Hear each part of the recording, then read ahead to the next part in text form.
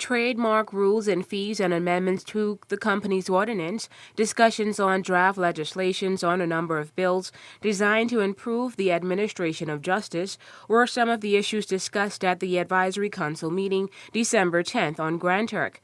Again, the question was brought up about funding, where the Secretary of State for International Development undertook to provide a substantial package, as it's going to turn out to be, a financial support for the TCI, contingent on certain conditions being in place. Those relate to the systems being sort of instituted, which will provide for a budget to be carried forward and implemented, public financial management to be implemented in a sustainable fashion going forward with adequate controls, and the budget to be balanced by the end of the year 2012-2013.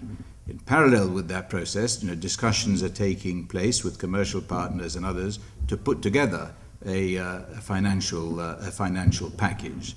Now, that work is taking place vigorously here and in London. And we hope that it will be in place very soon. I mean, the expectation is that early in the new year we will have that in place. Governor Weatherall reiterated that funding will be here soon as the conditions are in place. This is something which is under very active and vigorous work, but it needs to be got right. The sorts of sums of money that we're talking about here are very considerable sums of money.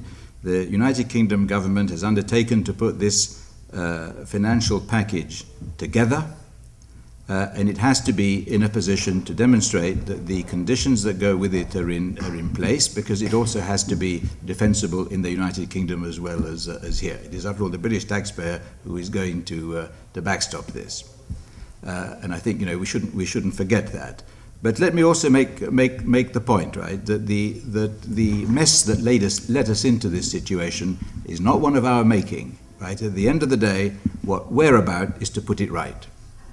Almost like a debate, it was Expression's host Robert Hall who disagreed with Governor Weatherall. Your Excellency, I do not want to appear to be engaging in a debate, but then I have to disagree with you strongly when I say that it's the collective. Because at all times, Her Majesty's government was in charge. And what transpired on their watch.